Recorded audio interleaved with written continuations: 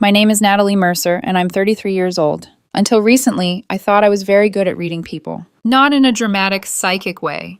Not in the kind of way people brag about online after one bad date and a few therapy quotes. I mean in the practical, adult, hard-earned way. The kind that comes from paying attention, from watching patterns instead of promises, from learning how someone behaves when they're disappointed, inconvenienced, jealous, ignored. I thought if you spent enough time with someone, you eventually saw the truth of them. I was wrong. I work in logistics operations, warehouse distribution systems, vendor coordination, routing efficiency, inventory flow. The kind of work most people only notice when it goes wrong. It isn't glamorous. It isn't trendy. No one at parties leans in when you say you optimize distribution chains for mid-size companies. But if you're good at it, really good, people notice where it counts. I was good at it. At my previous company, I spent 6 years working my way up from floor coordinator to operations manager. By the time I left, I was leading a team of 22 people and overseeing nearly $5 million in annual distribution contracts. I knew the systems inside out. I knew where delays started before they became disasters. I knew which vendors needed firmness, which ones needed diplomacy, and which ones only respected you after you'd saved them from their own incompetence twice. 3 months ago, I left that company for a senior operations director role at a competitor. The new offer came with a better title, a larger team, equity after 2 years, and a salary of $118,000, a $31,000 jump from what I'd been making. It wasn't a complicated decision. My old company didn't punish me for leaving. They congratulated me. My boss, the VP of operations, shook my hand and told me that if he were in my position, he'd have done the exact same thing.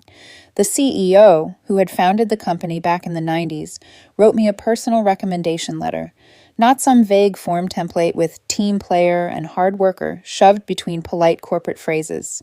A real letter. 2 full pages. Detailed. Specific. He wrote about my reliability, my judgment under pressure, the systems I'd built, the cost-saving processes I'd implemented, the way I handled team leadership. He had it printed on company letterhead, signed it himself, and gave it to me in a frame at my going-away party. Yes, a party. There was cake, a card signed by everyone, a $200 steakhouse gift card. People hugged me. Someone made a joke about finally escaping the warehouse fire drills. It was warm and a little embarrassing and generous in that sincere way that catches you off guard. I left on the best possible terms. That matters. It matters because of what came next. My ex-boyfriend and I broke up about 4 months ago, roughly 1 month before I started the new job. We'd been together for 2 years. The breakup was my decision, and despite how ugly everything became afterward, the reason itself was actually simple. He had a pattern of controlling behavior that escalated so gradually, so neatly disguised as concern, that I didn't fully recognize it until I was already deep inside it. At first, it was small enough to explain away. He'd check my phone while I was in the shower, then laugh and say he was just looking for the name of the restaurant I'd mentioned. He'd get moody when I went to happy hour with coworkers and didn't invite him, as if a casual after-work drink was some kind of personal betrayal. He once asked why a male colleague had commented on my LinkedIn post congratulating me on a process redesign, and the way he asked it made the question feel less like curiosity and more like an accusation wearing a soft voice. Then it got bigger. He wanted access to my work calendar, just so he'd know where I was. He started showing up at my office unannounced with lunch. Sweet on the surface, surveillance underneath. He'd ask too many questions about any work trip involving a mixed-gender team. Not enough to sound openly unreasonable at first. Just enough to make me feel tired before I'd even finished answering. The final straw came when he called one of my direct reports, a man who had worked under me for 2 years, and told him to stop texting his girlfriend after hours. The messages had been about shift coverage. That was it. Coverage changes, staffing issues, the usual boring operational fires. My employee came to me the next morning looking embarrassed for both of us and asked whether he should start communicating only by email from now on. I still remember the way shame moved through me in that moment. Hot, sharp, humiliating. Not because I had done anything wrong, because I suddenly saw the whole relationship clearly. I broke up with him that weekend. Calmly, directly. I told him the relationship wasn't working, that his behavior had become controlling, and that I was done. He didn't take it well. He cried first, then yelled, then accused me of cheating, which I wasn't. then told me I was throwing away 2 years over a few misunderstandings, as if repeated invasions of my privacy and professional boundaries were tiny clerical errors we could solve with a better mood and dinner reservations. I stayed calm, packed my things over the weekend, blocked what I needed to block, went no contact. Or I tried to. He sent long texts after that, then voicemails. Some said he missed me. Some warned I'd regret this. Some managed to do both in the same breath, which felt like a very efficient summary of who he was. I didn't answer. I told myself time would do what time usually does. I told myself distance would cool him down. I told myself moving on was still possible. I was wrong about that too. About 3 weeks into my new job, I was finishing a meeting with my new boss, the COO. She was sharp, controlled, and one of those women who made competence look effortless, even though you knew it wasn't. She had built the operations division nearly from scratch. I respected her instantly. The meeting itself had gone well, productive, specific. I'd been settling in, earning trust, learning personalities, mapping weak spots in their existing systems. I felt solid, useful, like I had made the right move. Then, as I stood to leave, she said, "Natalie, stay for a moment." Something in her tone made the room change temperature. I sat back down. She folded her hands on the desk and looked at me for a second longer than usual. "I want to ask you something," she said, "and I want you to answer honestly." My stomach tightened. "Of course." "This morning, I received a phone call from someone claiming to be a former colleague of yours." She paused. "He said you were terminated from your previous job for misappropriating company funds, specifically that you were stealing from inventory and were let go quietly to avoid a scandal." For one strange second, everything inside me went silent. Not calm, silent, like my body had cut sound to preserve oxygen. The office suddenly felt too bright, too small. I could hear my own heartbeat, hard and humiliating in my ears. "That is completely false," I said. She didn't soften. "I need more than that. You'll have it within the hour." I went back to my office, shut the door, and sat down slowly. My hands were steady. That's the part I remember most. My hands were steady, but my jaw ached from how hard I was clenching my teeth. I knew exactly who had made that call, not because I was paranoid, because there was exactly one man on this planet who would think he had a right to interfere with my professional life after I left him, and he had already tested that boundary before. Then my phone buzzed. I looked down. His name wasn't saved anymore, but I knew the number. I opened the message. "I told your new boss you got fired from your last job for stealing. Good luck with that."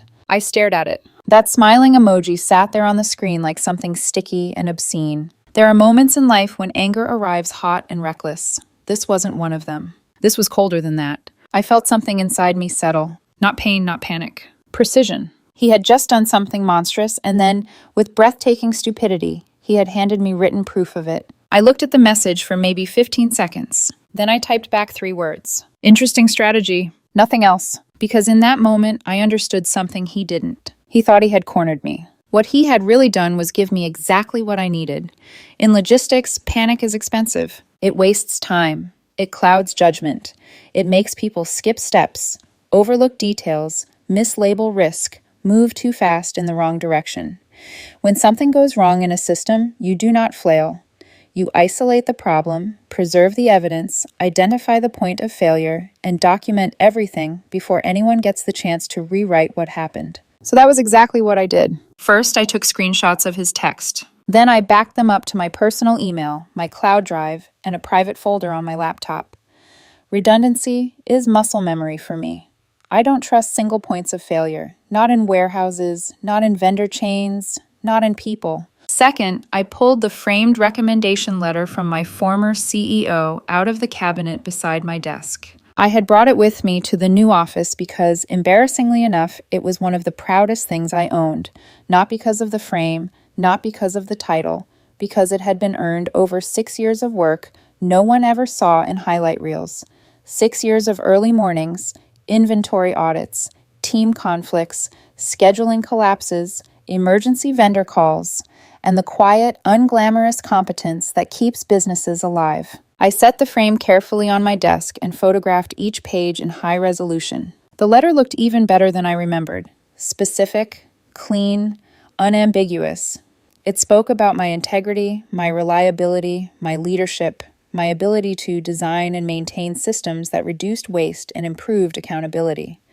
It was the kind of letter no CEO writes unless they mean every sentence. Third, I drafted an email to my boss. I kept it factual, crisp, professional. No melodrama, no oversharing, no emotional collapse poured between paragraphs. I attached the photos of the recommendation letter, the screenshot of my ex-boyfriend's text admitting he had called her, and a short explanation that the caller was a former romantic partner who had a prior history of interfering in my professional life.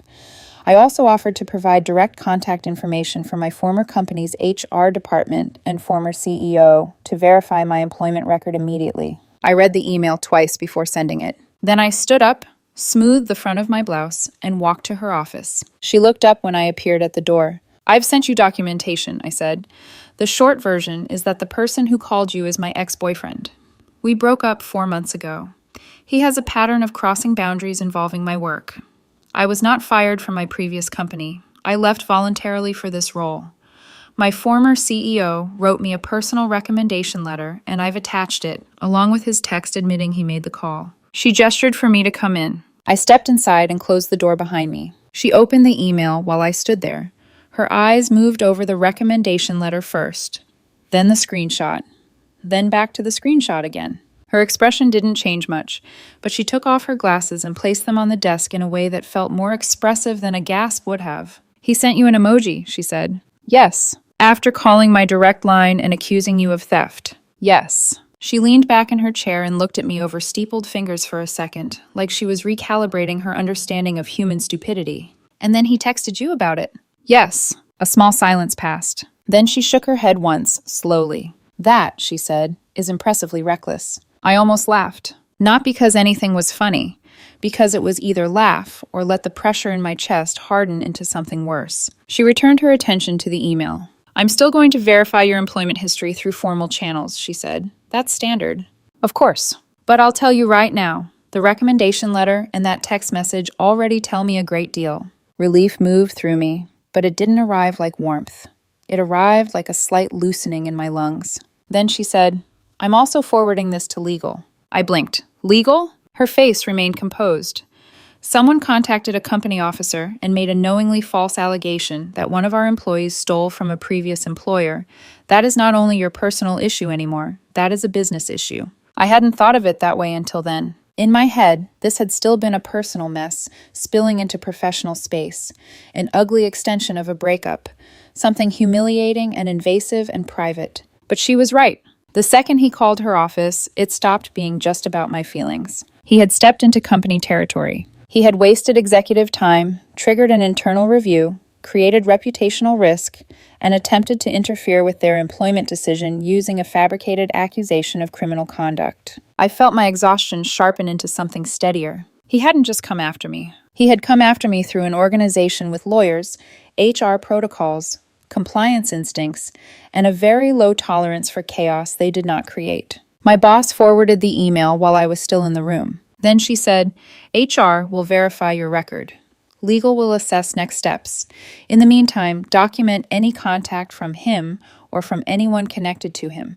Do not respond emotionally. Do not engage unless your attorney advises it." The word attorney landed with quiet weight. I nodded, understood. When I left her office, I walked back to mine on perfectly steady legs. Then I closed the door and sat down and let my face go blank. I didn't feel victorious. That's the part people often get wrong when they imagine stories like this.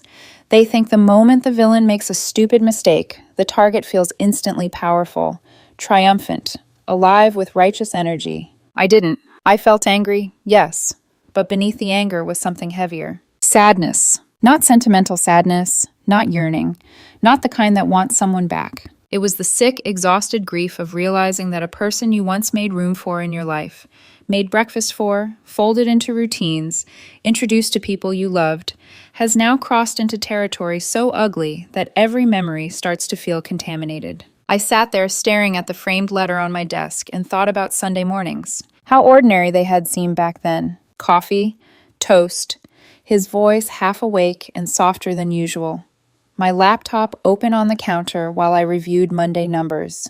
Him reaching for my waist, like intimacy, was something natural and safe. And now here I was, in a new office I had earned, assembling evidence because that same man had tried to stain my professional reputation with a lie about theft. Grief and fury, it turns out, can sit in the same chair. About an hour later, HR emailed asking for permission to contact my former company directly to verify my employment history. I responded within 2 minutes granting it. Then I forwarded them the contact details from my former HR department and my former boss. I also texted a college friend of mine, Leah, who worked in corporate law. I didn't give her the whole emotional history, just the facts. My ex-boyfriend called my new boss and falsely said I was fired for stealing. He then texted me admitting it. My company legal department is now involved. I may need a defamation attorney. Do you know someone solid? She called me in under 3 minutes. You're kidding, she said after I read her the text. I wish I were. There was a beat of silence. Then, Natalie, that's not just messy, that's actionable. I'm starting to understand that. No, I mean really actionable. False accusation of criminal conduct to an employer? That's bad. And him texting you about it afterward is somehow even worse. I know. I'm sending you a name, she said.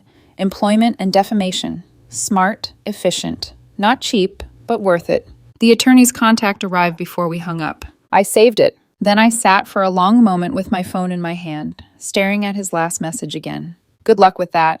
The arrogance of it. The assumption that I would panic, crumble, defend myself emotionally, maybe even beg him to stop. He really had not understood me at all. He had dated me for 2 years and somehow still believed I would respond to a systems failure by crying into the circuit board. Late that afternoon, my boss called me back into her office for a brief update. HR has already reached out, she said. We should have formal confirmation soon. Thank you. She nodded once. For what it's worth, this has not affected my view of you. That nearly undid me. Not visibly. I didn't cry. I didn't even change expression much, but something in me softened with painful suddenness. Because for all my outward calm, there had been a dark, whispering voice in the back of my mind all day, saying the same thing over and over. What if this follows you anyway? That's what lies do. Even when they are sloppy, even when they are disproven, even when the evidence is on your side. They force you to imagine yourself through the eyes of people who do not yet know the truth. My boss must have seen something flicker across my face because her tone changed just slightly when she added, "You handled this correctly, quickly, professionally. That matters." I swallowed. I appreciate that. After I left her office, I stayed at work later than usual. Not because I had to, because I couldn't stand the idea of going home and sitting alone with it yet. Outside, the city was turning silver blue with evening. Office lights reflected in the glass across from mine. Traffic moved below in dense streams. The whole world looked normal, which felt almost insulting. Inside my office, the framed recommendation letter caught the last of the light on the corner of the glass. I called the attorney Leah recommended and booked a consultation for the next day. Then I went through my phone and gathered everything I still had from the breakup. Old texts, missed calls, the voicemail where his voice swung from apology to accusation in under a minute.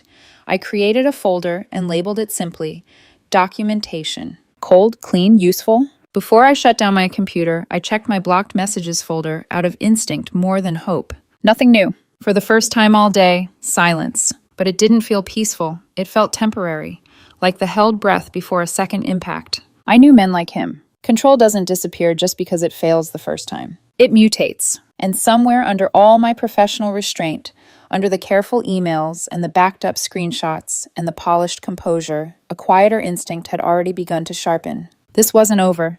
Day 2 after I sent the email, everything started moving. Not emotionally, structurally, which for me was almost more unsettling. HR from my former company responded first. Formal, clean, precise. Voluntary resignation, no disciplinary actions, no investigations, no issues of any kind. Exactly what I already knew, but seeing it written in official language, documented and time-stamped, felt like reinforcing a wall someone had tried to crack. A few hours later, my former boss, the VP of Operations, took a call from my new company's HR director. I didn't hear the conversation directly, but my boss relayed the summary to me later. He left on excellent terms, he said. We tried to counter-offer. Whoever told you otherwise is lying. Even paraphrased, it landed with quiet force. There it was. Truth stated plainly, from someone who had nothing to gain by protecting me. My new boss called me into her office again that afternoon. Your record is spotless, she said. Everything checks out. I nodded, but I didn't let relief make me careless. Thank you. She studied me for a moment, then continued. I also want you to understand what our legal team is looking at here. I sat down. She folded her hands on the desk. Making a knowingly false statement to an employer about an employee's professional history, especially a fabricated accusation of theft, can constitute defamation per se in this state. I had heard the term before, but only vaguely. What does that mean in practice? I asked. It means, she said, that the statement is considered so inherently damaging that the person who made it doesn't get to argue that no harm was done. The law assumes harm. That sentence stayed with me. The law assumes harm, because some lies are so toxic that you don't need to prove they poisoned the room. Everyone already knows. Our legal team has documented the call, she continued. Date, time, what was said, the number it came from. We've preserved everything internally. I felt something shift again. Not just validation. Scale. This is no longer just about you and him, she said. He contacted this company directly. That makes it our issue, too. I nodded slowly. And if you decide to pursue legal action, she added, we will cooperate fully. There it was. The door opening. Not pushed, not forced. Offered. I left her office with a strange combination of steadiness and pressure building underneath it. That afternoon, I had my consultation with the attorney Leah recommended. His office was quiet, minimal, the kind of place designed to make you feel like things were handled here, not discussed endlessly. I laid everything out. The call, the text, the recommendation letter, the HR verification. He read the screenshot of my ex-boyfriend's message twice. Then he leaned back in his chair, one hand resting against his mouth, thinking. She texted you a confession, he said finally, with an emoji. Yes. He let out a short breath that wasn't quite a laugh. I've been doing this for 16 years, he said, and I've never seen someone hand over evidence this cleanly. That was the second time someone had described his behavior as something almost impressive. Not in intelligence, in recklessness. What are my options? I asked. He outlined them clearly. A cease and desist letter was the starting point. A formal demand that he stop making false statements about me, stop contacting my employer, and stop contacting me. Beyond that, I could pursue a defamation lawsuit. In this case, he said, because the accusation involves criminal conduct, stealing, you wouldn't need to prove financial damages. The statement itself qualifies as defamation per se. Again, that phrase. Cold, precise, useful. But, he added, litigation is expensive. You're looking at $5,000 to $10,000 minimum to file, potentially more if it goes further. I nodded. I recommend starting with the cease and desist, he said, then escalating only if he continues.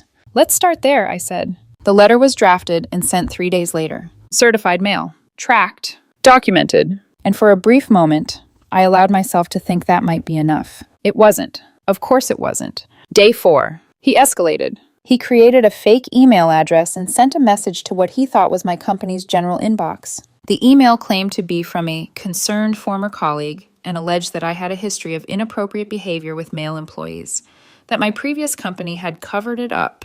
I remember staring at the forwarded copy HR sent me, reading the words slowly, like maybe they would rearrange themselves into something less absurd if I gave them enough time. They didn't. 2 problems, though. The first was almost comical. He sent it to the wrong company, a completely different business with a similar name. Some random organization somewhere received a bizarre, anonymous accusation about a woman they had never heard of. The second problem was more serious. He realized his mistake and corrected it. Within hours, same message, same tone, same fabricated concern. But this time it reached the correct inbox. And from there, everything moved fast. IT flagged it, forwarded it to HR. HR forwarded it to legal. Legal compared the writing style, the timing, the specific phrasing, and the details to the original phone call. Then they traced the email. Not through anything dramatic, just metadata. The sending IP address tied back to an internet provider associated with his residential area. Simple, clean, damaging. My attorney received a call from my company's legal counsel that afternoon. They've had a second contact attempt, he told me later. We're adding it to the file. The file. It was growing. Day 5. The cease and desist letter arrived at his door. I know this because he violated it almost immediately. New number. New message. You're suing me? Are you serious right now? I tell the truth about what a garbage person you are and you threaten me with lawyers? I didn't respond. I screenshotted it, forwarded it to my attorney, added it to documentation. Then his sister called me. I had met her maybe 5 times in 2 years. Family dinners, holidays, the kind of polite familiarity that never quite becomes closeness. Her voice was already sharp when I answered. Okay, what the hell is going on? She demanded. I didn't match her tone. Your brother called my employer and told them I was fired for stealing, I said. That is false. My employer is now involved. I have legal representation. That's the situation. He was just venting, she snapped. He's upset about the breakup. You didn't have to bring lawyers into it. Venting is telling your friends your ex is difficult, I said evenly. Calling someone's employer and making false accusations of theft is defamation. Silence. Then, he didn't make anything up. He heard it from someone. I felt something almost like curiosity cut through my anger. Heard it from who? I asked. I left voluntarily. There was a going-away party. The CEO wrote me a recommendation letter. Who exactly told him I was fired for stealing? Silence again. Longer this time. She's going through a hard time, she said finally. I closed my eyes for a second. He called my boss, I said. He emailed my company from a fake address. He made one accusation about theft and another about inappropriate behavior. These are career-ending allegations. And he made them because I ended the relationship. He's hurting, she said, softer now, like that explains something. So am I said. The difference is I didn't try to destroy his livelihood. Another pause. What do you want? She asked. I want him to stop, I said. That's what the letter says. No contact, no false statements, no interference with my employer. If he does that, this stays where it is. If he doesn't, it escalates. That sounds like a threat. It's not, I said. It's how consequences work. She hung up. No goodbye. No resolution. Just a click and silence. I set my phone down slowly and exhaled. Then I wrote a summary of the call and sent it to my attorney. Because that's what I did now. I didn't argue. I didn't defend myself emotionally. I documented. Day 6 brought something new. His mother. A Facebook message. You should be ashamed of yourself, it began. I read it once. Then again. She accused me of breaking his heart, of being cruel, of trying to destroy him financially with legal action. She told me, real women don't ruin men's lives, and ended with, drop this immediately, or our family will take action. Our family will take action. The vagueness of it almost made it worse. I screenshotted it, forwarded it, filed it. My attorney's response when I sent it over was brief. They're making this very easy for us. I didn't reply to her. I didn't reply to his sister. I didn't reply to him. I just kept building the record. And somewhere between the emails, the calls, the threats dressed up as concern, something became very clear to me. This wasn't just one man acting out. This was a pattern. Minimize. Deflect. Excuse. Protect him at all costs, even if it meant distorting reality itself. For about 18 hours after that, everything went quiet. No messages. No calls. No new emails. Just silence. It felt almost unreal, like the eye of something larger. And deep down, I knew this still wasn't the end. Silence lasted longer than I expected. Not hours this time. Days. Nearly a full week passed with nothing. No messages, no new numbers, no indirect attempts through family, no strange emails hitting company inboxes. At first, I didn't trust it. I kept checking my blocked messages folder out of habit, kept glancing at unknown numbers before answering, kept expecting the next escalation because that had been the pattern so far. Escalate, deflect, escalate again. But this time something had shifted. I found out later why. His sister, the same one who had called me arguing, had apparently forced him to speak to a lawyer after reading the cease and desist. And that lawyer, unlike his family, had no interest in protecting his feelings. Only his exposure. Day 14, my attorney called me. He has counsel now, he said. I leaned back in my chair slowly. That explains the silence. It does, he agreed. I just got off the phone with her. Her. A woman. Professional. Measured. Already cleaning up damage she hadn't caused. What did she say? I asked. He acknowledges making contact with your employer, my attorney said. Phone and email. Claims he believed the information he shared was accurate. I let out a quiet breath through my nose. Of course he did. He texted me admitting it, I said. I reminded her of that, my attorney replied dryly. Specifically the part where he told you he reported you for stealing, with a smiley face. A pause. She didn't argue that point, he added. Good. She asked what you're seeking. I didn't hesitate. At minimum, I said, a formal written retraction sent to my employer, a commitment to no contact, and reimbursement of legal fees. That's exactly what I told her, he said. I'll let you know what comes back. 2 days later, he called again. And this time there was something almost amused in his voice. They're willing to agree to most of it, he said. Most? Your ex is willing to sign a no-contact agreement. He's willing to reimburse legal fees. And the retraction? He doesn't want to do it. I closed my eyes briefly. Why? According to his attorney, he feels it would be too humiliating.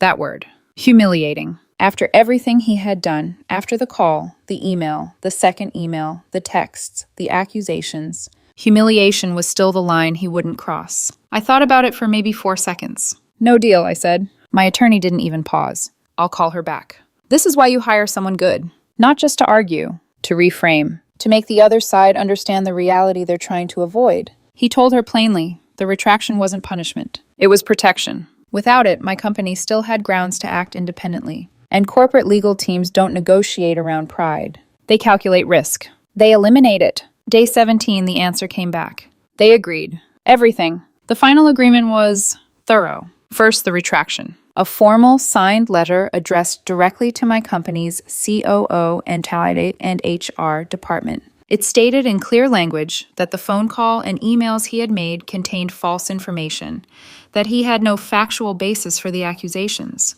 that he was retracting those statements in full. No ambiguity, no soft phrasing, no room to reinterpret later. It was filed with my employer as a permanent record. Second, the no contact agreement, not a court-issued restraining order, a civil agreement. He agreed not to contact me, my employer, any of my professional contacts, or any future employer, directly or indirectly. And if he did, automatic penalty, $10,000. My attorney insisted on that number. His didn't argue. That told me everything I needed to know about how bad his position had become. Third, reimbursement. My legal fees at that point totaled $3,400. He paid them, not immediately, but the check cleared. Fourth, and this mattered more than I expected, my company's legal department reviewed the retraction and closed their internal file. They had been considering their own action. A separate claim, something called tortious interference, a formal way of saying, you lied to us about our employee and interfered with our operations. That kind of case doesn't end with a few $1,000s.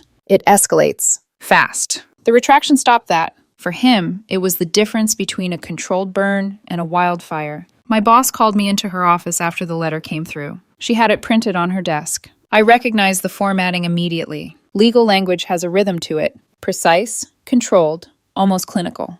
I want to be very clear about something, she said. I sat down. This goes into your file as a positive. I blinked. The way you handled this, she continued, calmly, professionally, with documentation. That tells me exactly the kind of person we hired. Something tightened in my throat. Most people, she said, would have panicked, or gotten emotional, or tried to manage it privately and made it worse. She tapped the paper lightly. You treated it like an operations problem. You identified the issue, gathered data, implemented a solution. A small pause. That's why you're in this role. I don't think I've ever received a better professional compliment. Not a louder one, not a more impressive sounding one, but one that understood exactly who I was. After that, things settled. Externally. Internally, it took longer. Through mutual acquaintances, I learned pieces of what happened on his side. Not because I asked, because people talk. His sister had told people he had to sign something legal, admitting he lied. Not technically precise. Close enough? The story spread. Through friends. Through family. Through the same network he had once used to quietly reshape narratives in his favor. This time it moved against him. One of his close friends, someone I'd met at a dinner party once, sent me a message. I heard what happened, he wrote. I'm sorry. I always felt like something was off. That didn't feel like victory. It felt like confirmation of something I had ignored too long. The financial hit landed at a bad time for him. Apparently, he had recently put a deposit down on a new apartment. An upgrade. A decision made under the assumption that consequences were theoretical.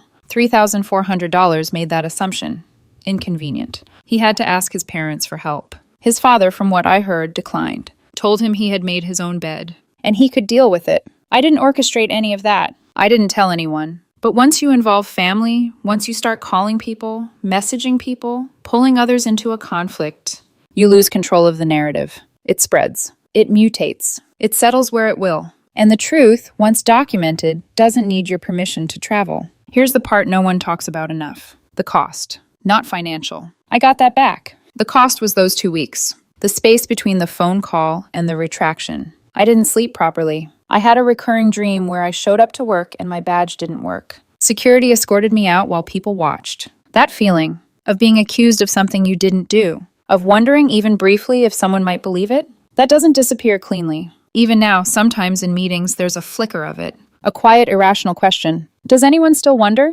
They don't. I know they don't. But doubt, once planted, takes time to fully leave. I also lost something else. The ability to look back at the relationship and find anything untouched. Every memory is filtered now. Every good moment has a shadow behind it. Sunday mornings. Trips. Laughter that felt real at the time. Now all of it sits next to the knowledge of what he was capable of, and it changes the shape of those memories permanently. He hasn't contacted me since the agreement. The $10,000 penalty seems to have made an impression. Through others, I've heard how he tells the story now. That the breakup was mutual. That the legal situation was a misunderstanding. He leaves out the call, the emails, the retraction. Of course he does. He's still editing, still curating, still trying to control perception. But here's the thing. The documents exist. The retraction is on file. The screenshots are backed up. The attorney's records are archived. The truth doesn't need him to repeat it. It just needs to exist somewhere permanent. And it does. I'm 3 months into my new role now. My first quarterly review came in last week. Exceeds expectations. Across the board. My boss specifically noted my composure under pressure. I'll take that, because the worst thing he tried to do didn't define me. But for a few days, it almost made me forget who I was. That's the real cost of a lie. Not what it does to your reputation. What it does to your certainty. I'm getting that back. Day by day. The file is closed. The job is secure. And somewhere, in his apartment, there's a cleared check for $3,400. A receipt for the exact price of learning that actions have consequences.